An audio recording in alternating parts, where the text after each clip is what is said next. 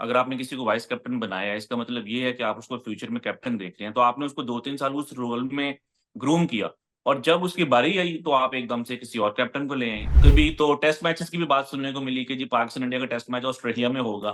तो अब ये ट्राई सीरीज की भी बात जो है वो दोबारा हमें सुनने को मिली है। Hello and welcome to Cricket on Loop. मैं हूँ Rohan Nadeem and a lot has been happening in Pakistan cricket since the last time that we did this show. And as always, we are back and with the latest happenings to unpack जो हो रहा है इस वक्त Pakistan cricket में. Trust me, बहुत कुछ हो रहा है. There is never a dull day, never a dull week, never a dull month.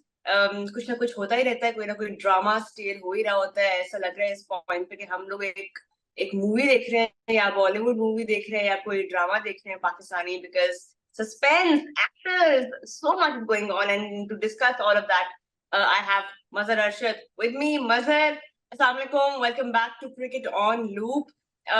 मैंने जो बात की about masala and about suspense and action and so much, वो बात से आप agree करते हैं पाकिस्तान क्रिकेट के हवाले से? 100%। और मेरा ख्याल है कि क्रिकेट हो रही हो या ना हो रही हो, पाकिस्तान के जो क्रिकेटर्स हैं, पाकिस्तान की जो क्रिकेट टीम है, वो हमेशा न्यूज़ में रहता है। वो गलत रीजंस हो या ठीक रीजंस हो, लेकिन ये है कि पाकिस्तान के जो क्रिकेट फैंस हैं वो इवन ऑफ डेज में भी जो है, जब क्रिकेट नहीं हो रही होती, वो काफी इंजॉय करते रहते हैं चीजों को।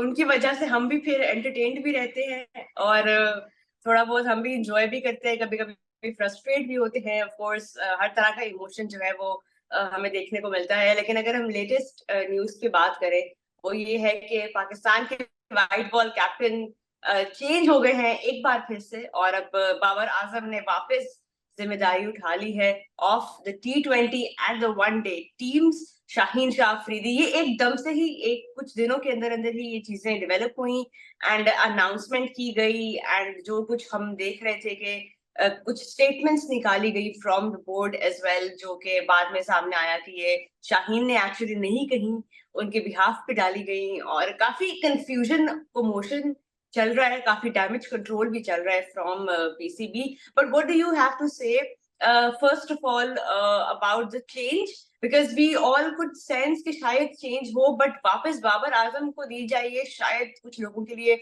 सरप्राइज भी है. Were you expecting this, or was this also somewhat of a surprise for you? I think surprise रहा नहीं था in the last couple of weeks, क्योंकि जो र्यूमर्स हैं वो बिल्ड होना शुरू हो गए थे। देन फिर काफी जगह न्यूज में भी ये रिपोर्ट हुआ था। फिर आई थिंक पीसीबी की भी जितनी भी जो प्रेस कॉन्फ्रेंसेस हुई थी in the last couple of weeks, तो उसमें भी ये इस तरह की इंडिकेशंस थी कि जैसे कि वो कैप्टन को कंटिन्यू नहीं करेंगे।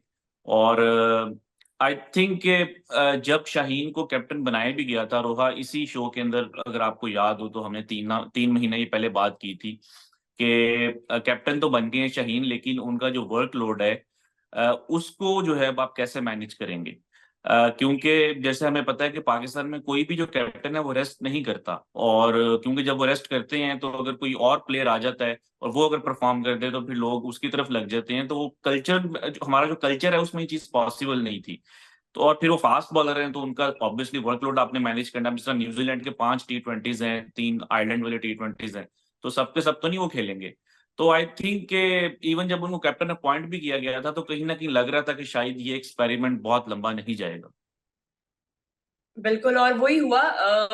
The manner in which this was all handled once again by the PCB, it raises a lot of questions, because एक तरफ आपके डिसीजंस हैं जो कि आप लॉजिकली उनको बैक कर सकते हैं, गिवन द कॉन्टेक्स्ट आप उनको समझा सकते हैं. बट एक तरीका कार जो हमने अक्सर देखा है, जब भी कैप्टन्स इन्वॉल्व होते हैं, जब भी उनकी कैप्टन्स की मैनेजमेंट इन्वॉल्व होती है, चाहे वो रीइंस्टेट करना हो किसी को सैक करना हो, किसी को रेस्ट करना हो, जो भी नाम आप दे दें. हम यूनुस खान के टाइम पे भी हमने देखा था, जब वो वर्ल्ड कप से आए थे, एक कमोशन क्रिएट हुआ था. हमने मोहम्मद हफीज, हमने मिसबा, हमने हर कैप्टन के दौर में कोई ना कोई ऐसे कंफ्यूजन और कमोशन जरूर देखी है, और अभी भी वही हो रहा है. और आपके एलीट प्लेयर्स जो हैं, just before the world cup, उनके अंदर भी एक वो कंफ्यूजन जरूर क्रिएट हो रही है. इसके बारे में आप क्या कहेंगे? because I feel like it's all being handled unprofessionally, unethically, and I mean it's about time that they at least learn from the past and not repeat the same mistakes. बिल्कुल आपने ठीक पॉइंट आउट किया है और पाकिस्तान की history थोड़ी सी ये रही है, बल्कि मैं शायद ये समझता हूँ कि जो बाबर आजम का जो टेन्योर था, जो उनके 4 साल थे, जब उनको 2009 में अपॉइंट किया गया था पाकिस्तान का कैप्टन, फिर आहिस्ता आहिस्ता वो तीनों फॉर्मेट्स के कैप्टन बन गए। ये जो 4 साल थे, इतना स्ट्रॉन्ग कैप्टन बहुत साल के बाद पाकिस्तान को क्यों मिला था। 2007 में इंजमामुल हक रिटायर हुए थे। I think since then he was maybe the strongest captain, strongest in a way के टीम अफेयर्स में बहुत ज्यादा उनकी से थी कि सिलेक्शन में जो है किसको होना चाहिए, किस प्लेयर को सिलेक्ट होना चाहिए, स्ट्रेटेजी में, बैटिंग ऑर्डर में, जो कि होनी भी चाहिए। हर कैप्टन का एक राइट है कि उनके पास से हो। तो फिर उसके अलावा क्योंकि इस जनरेशन के वो सबसे बड़े प्लेयर हैं, तो जितने भी ड्रेसिंग रूम में जो नए प्लेयर्स थे, वो ही always looked up to him. तो उनकी एक स्ट्रॉन्ग प्रेजेंस थी, यानी कि सारे उनके फैंस थे। और पाकिस्तान के कल्चर में एक स्ट्रॉन्ग प्रेजेंस होना जो है, ये बड़ा जो है इंपॉर्टेंट चीज है एक कैप्टन के लिए। तो आई थिंक ये जो आपने पॉइंट आउट किया कि बाबर आजम के जो 4 साल थे वो थोड़े से हमें स्मूथ नजर आए थे। उससे पहले जो 10-12 साल थे, उसमें इवन दो कि मिसबा 6-7 साल कप्तानी कर गए थे, लेकिन अगर आप लोगों को याद हो तो उन 6-7 सालों में हर बार बात होती थी कि इनको हटाना है, कब हटाना है। वनडे से फिर वो रिटायर हो गए और जो अपना टेस्ट मैचेस थे वो बाद में उन्होंने छोड़े थे, लेकिन इस तरह की बातें रहती। तो आई थिंक बाबर के जो 4 साल थे ना, वो जरा थोड़े से ठीक गए थे। उसके बाद अब शाहीन आए हैं तो दोबारा जो है एकदम से वो रद्दोबदल होना शुरू हो गया है। बट आपकी बात बिल्कुल ठीक है कि हिस्टोरिकली जो है ना, पाकिस्तान की ये हिस्ट्री रही है कि जो कैप्टन हैं वो बहुत जल्दी चेंज होते रहते हैं। बिल्कुल। और एक और भी अभी वेव ऑफ ओपिनियंस ये भी चल रहा है, which I mean I wouldn't agree कि ये क्यों आप ऐसी बात करोगे, बट कब इस तरह हमारे कुछ फॉर्मर क्रिकेटर्स भी ये कह रहे हैं, कुछ लोग भी ये कह रहे हैं कि अगर आपने कैप्टन चेंज करना था तो फिर why not go for Rizwan और why not go for Shadab Khan, जो कि बहुत मतलब डिसेंट ऑप्शंस हैं, नो डाउट। लेकिन डोंट यू थिंक कि ये थोड़ा सा ज्यादा फिर रेडिकल एक मूव हो जाता अगर आप एक बिल्कुल ही नए बंदे को कैप्टनसी दे दें जस्ट फ्यू मंथ्स बिफोर? आपका इस पे क्या टेक है? Were you in the favour of brand new captain? देखिए, अगर तो शादाब हैं तो वो तो बिल्कुल न्यू कैप्टन ना होते, क्योंकि वो पहले जब बाबर आजम कैप्टन थे तो उनके वाइस कैप्टन शादाब खान थे। और कई मौकों पे जब बाबर आजम अवेलेबल नहीं थे तो पाकिस्तान की कप्तानी शादाब ने की थी। वन अफगानिस्तान जो सीरीज हुई थी पिछले साल रमजान में हुई थी, तो उसमें भी शादाब जो है वो कैप्टन थे। और फिर उनका कोई 5-6 साल का इस्लामाबाद यूनाइटेड का भी एक्सपीरियंस है। तो आई थिंक देखें, आप अगर किसी को तैयार कर रहे हैं, अगर आपने किसी को वाइस कैप्टन बनाया है, इसका मतलब ये है कि आप उसको फ्यूचर में कैप्टन देख रहे हैं। तो आपने उसको 2-3 साल उस रोल में ग्रूम किया, और जब उसकी बारी आई तो आप एकदम से किसी और कैप्टन को ले आए, जिस तरह शाहीन अफरीदी आ गए थे। तो वो आई थिंक कोई इतनी जो है इंटरेस्टिंग या इतनी जो है वो कोई अच्छी मूव नहीं थी। जहां तक बात है रिजवान की, no doubt very good captain. और जैसा कि हमने देखा भी है कि मुल्तान सुल्तान को ऑलमोस्ट हर सीजन में फाइनल में लेके जाते हैं, एक पीएसएल जीते भी हैं। तो टैक्टिकली ऑन फील्ड तो उनसे ज्यादा स्ट्रॉन्ग कैप्टन शायद ही पाकिस्तान में कोई हो। लेकिन अब जो पाकिस्तान थोड़ी सी चेंजेस करने जा रहा है, तो उसके अंदर बाबर और साइम आई थिंक पाकिस्तान के लिए ओपन करेंगे। तो अभी ये समझ नहीं आ रही शायद मैनेजमेंट को भी कि रिजवान को आपने कैसे एडजस्ट करना है अगर वो नंबर 3 पे खेलते हैं। पहले तो ये है कि नंबर 3 पे खेलते भी हैं कि नहीं, और अगर खेलते हैं तो मतलब कि कैसे वो इस बैटिंग ऑर्डर में एडजस्ट होंगे। तो शायद ये एक ऐसा डाउट था जिसकी वजह से पाकिस्तान रिजवान की तरफ नहीं गया। अगर तो पुरानी स्ट्रेटेजी होती कि बाबर और रिजवान ने ही ओपन करना है, then I am pretty sure कि पाकिस्तान ने जो है वो रिजवान को कैप्टन बना देना था। बिल्कुल। अभी हम कैप्टनसी की बात भी करेंगे, और आपने जो ओपनिंग पेयर की बात की, टॉप ऑर्डर बैटर्स पाकिस्तान के पास हर पॉइंट पे ही बेशुमार रहे हैं, इतने रहे हैं कि एडजस्ट नहीं हो पा रहे कि किसको खिलाएं किसको बिठाएं। पेयरिंग की अब हमारे पास एक और नई इंक्लूजन भी नजर आ रही है उस्मान खान के शक्ल में, जो कि पीएसएल में उन्होंने काफी इंप्रेस किया। Now he is also part of the fitness camp. We are seeing कि वो जो मूव थी उनकी from the UAE to back to Pakistan, वो अब अपने कंक्लूजन पे आ रही है, and we might be seeing him, more of him in the future. इस पे क्या कहेंगे? बड़ा अनयूजुअल है ये कि ऐसा किया गया हो पाकिस्तान की हिस्ट्री में। आई एम नॉट श्योर, आपको शायद बेहतर पता होगा कि जब प्लेयर बाहर मूव हो जाते हैं उनको वापस बुलाया जाता है। और पीएसएल के एक दो सीजन उन्होंने खेले हैं, तो उनको वो भी एक्सपीरियंस है of playing with the players. But another explosive player in the mix for Pakistan? बिल्कुल, आई थिंक कि जिस तरीके से उन्होंने परफॉर्म किया है इस पीएसएल के अंदर, और जो पिछली भी पीएसएल थी, 36 बॉल्स पे सेंचुरी की थी, और इस बार भी जो है 2 सेंचुरीज कर दी। तो पाकिस्तान को ये थोड़ा सा रियलाइज हुआ है कि भाई ये एक ऐसा टैलेंट है, हम इसको क्यों जो है जाया करें, क्यों जो है यूएई के पास जाए। हम जो है वो इसको मतलब कि खिलाते हैं, और ये इस तरह की चीजें पहले भी होती रही हैं। ऑस्ट्रेलिया के एक प्लेयर थे डर्क नैनिस, तो वो नीदरलैंड से जो है वो ऑस्ट्रेलिया की टीम में आ गए थे। तो ये इन्होंने खैर अभी यूएई के लिए खेले तो नहीं थे, बट इनके प्लान्स यही थे कि इन्होंने 1 साल तक जो है वहां से खेलना है। तो अब देखें, जो उनकी सारी परफॉर्मेंसेज हैं, हम पहले भी एक्सपेरिमेंट कर चुके हैं। जो ओपनर्स हैं उनको मिडिल ऑर्डर में जब खिलाने की कोशिश करते हैं तो वो इतना खास एक्सपेरिमेंट होता नहीं है। अभी जिस तरह आप देखेंगे साहिबजादा फरहान है, वो न्यूजीलैंड सीरीज में आप उनको ले गए, सारी परफॉर्मेंसेज उनकी एज एन ओपनर थी। तो एज एन ओपनर परफॉर्म करना, या टॉप 3 में, उस्मान टॉप 3 में बैटिंग करते हैं, उसमें परफॉर्म करना और होता है, नीचे आके outside of the power play batting करके परफॉर्म करना और चीज है। तो अगर तो उस्मान खान पाकिस्तान की टीम में आते हैं तो he has to bat in top 3।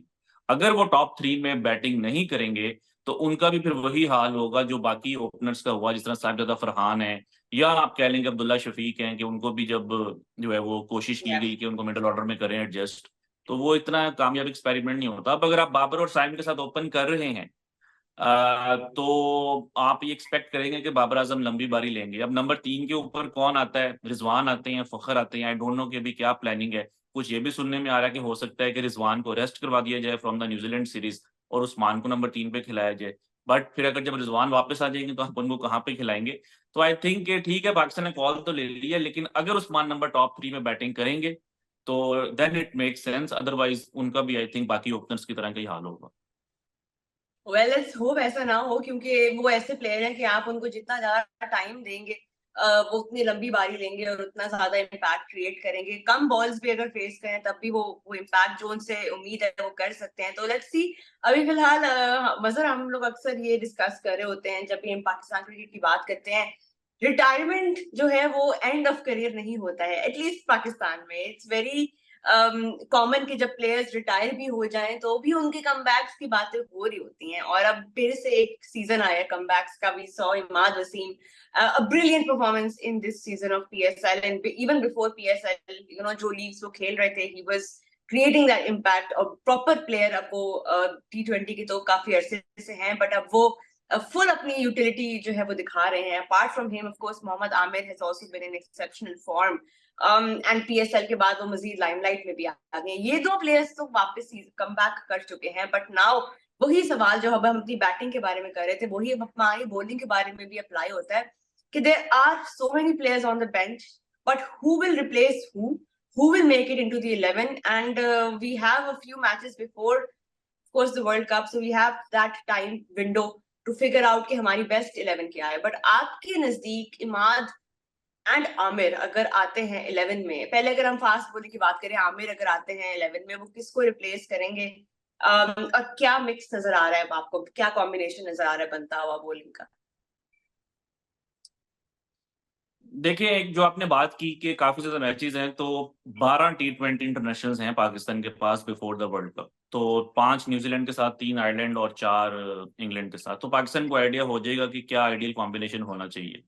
अब जहां तक बात है कि इनके प्लेइंग 11 में आने की, तो सारों का देखें, शाहीन नया बॉल करते हैं, इमाद नया बॉल करते हैं, आमिर नया बॉल करते हैं, नसीम शाह नया बॉल करते हैं, तो 4 को तो नहीं आप खिला सकते एक साथ। तो आई थिंक के सेकंड स्पिनर, क्योंकि अभी आपको नहीं पता कि कौन है, शादाब होंगे एक तो, सेकंड उसामा मीर है, बरार है, कौन है, तो उसके ऊपर डाउट है। तो उसमें आप ये एक्सपेक्ट कर सकते हैं कि इमाद जो है वो स्ट्रेट अवे जो है फिटिंग हो जाएंगे, क्योंकि उनकी रिटायरमेंट जो है वो एनओसी के इश्यूज के ऊपर थी। हमें पता है कि ऐसा नहीं है कि उनकी कोई एज ज्यादा हो गई थी तो उन्होंने जो है वो रिटायर किया हो। तो आई थिंक इमाद आ सकते हैं। जो आमिर की बात है, देखिए अब अगर हारिस रऊफ फिट हैं, नसीम शाह फिट हैं और शाहीन अफरीदी भी हैं, तो आपके 3 पेसर्स तो ये होंगे। तो देन फिर आमिर का आना जो है ना, इनमें थोड़ा मुझे मुश्किल लग रहा है। हाँ, अगर कोई इस तरह की कंडीशंस हों जहां पे कि आपको लग रहा है कि हमने 4 फास्ट बॉलर्स खिलाने हैं, देन मे बी जो है आप आमिर को लेकर आ सकते हैं in place of A spinner. तो ये एक मुझे पॉसिबिलिटी नजर आ रही है। बट इमाद और आमिर का प्लेइंग 11 में जो है वो आना थोड़ा सा मुश्किल होगा। हाँ, अगर कोई प्लेयर रेस्ट कर रहा है जैसा शाहीन रेस्ट कर रहे हैं, नसीम रेस्ट कर रहे हैं, एक और बात है, बट जो आपकी फर्स्ट चॉइस 11 है इस स्टेज के ऊपर, दोनों का एक साथ आना भी थोड़ा मुश्किल लग रहा है। लेकिन जब उन्होंने ऑब्वियसली निगोशिएट किया होगा अपने कमबैक के लिए, तो ये बात जरूर उन्होंने भी डिस्कस की होगी। डू यू थिंक कि ये थोड़ा अनयूजुअल होगा कि एक प्लेयर को रिटायरमेंट से बाहर लाए हैं और फिर वो बेंच पे बैठा हुआ है और वो आपके फर्स्ट चॉइस में भी नहीं है? ये थोड़ा प्रॉब्लम तो नहीं क्रिएट करेगा आगे? नहीं, आई थिंक प्रॉब्लम होनी नहीं चाहिए, क्योंकि जो 15 का स्क्वाड है उसका अगर ये मतलब तो नहीं होता कि अब आपने हर प्लेयर को जो है वो 11 में खिलाना है।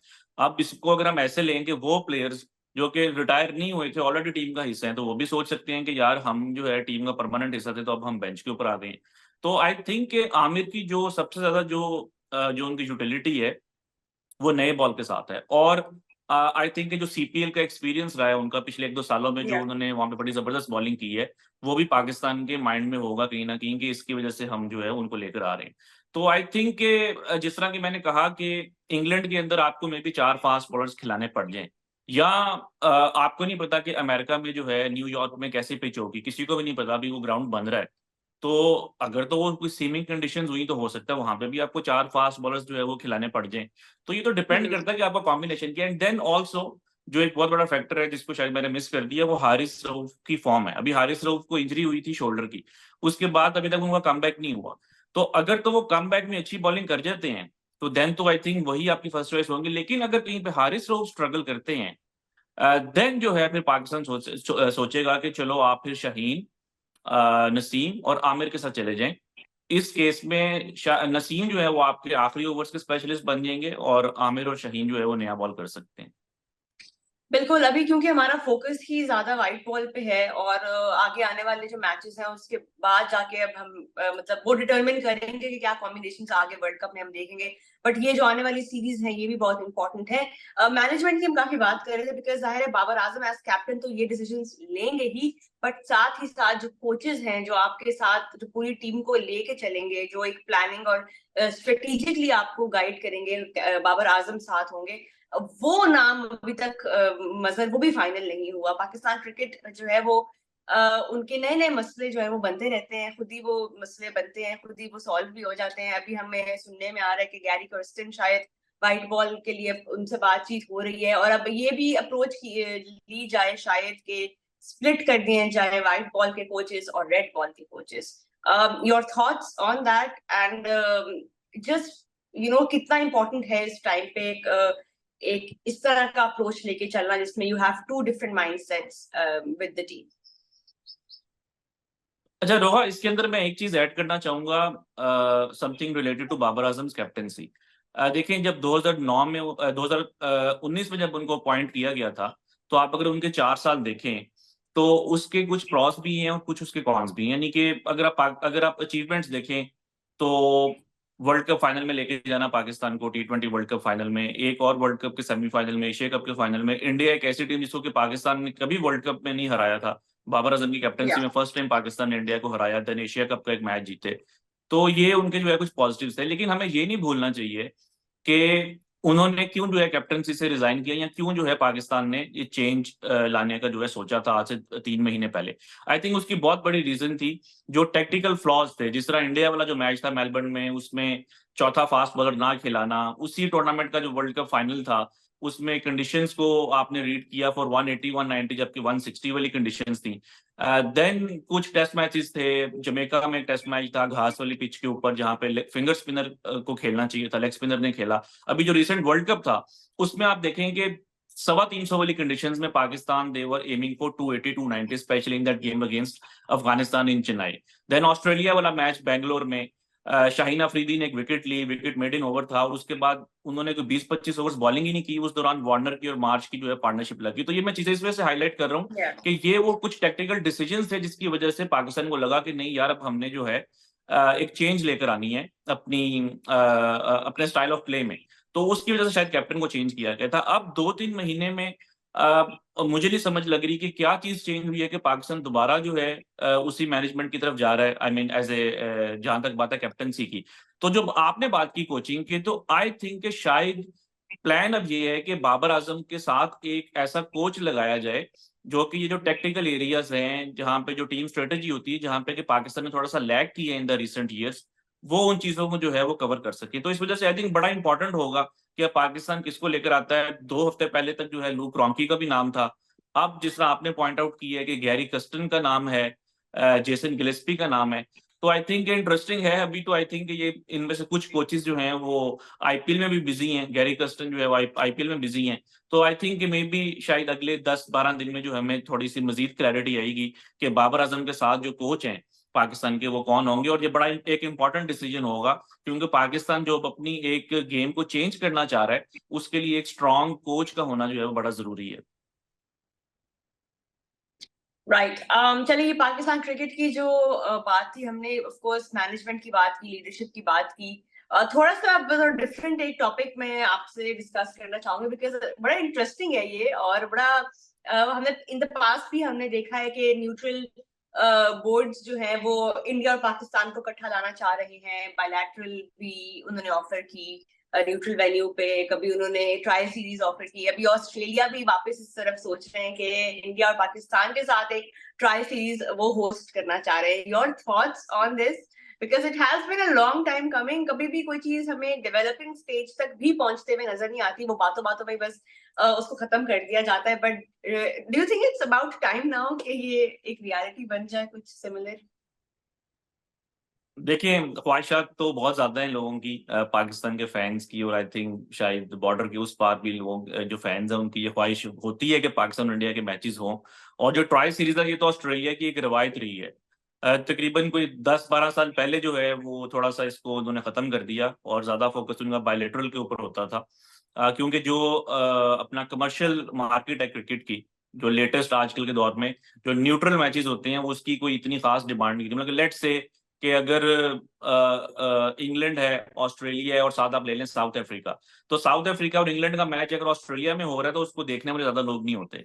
लेकिन इंडिया पाकिस्तान का एक ऐसा मैच है जो कि कहीं पे भी हो रहा हो दुनिया में, आपकी उसकी टीवी जो जो उसकी व्यूअरशिप है टीवी की, वो भी पीक के ऊपर होगी।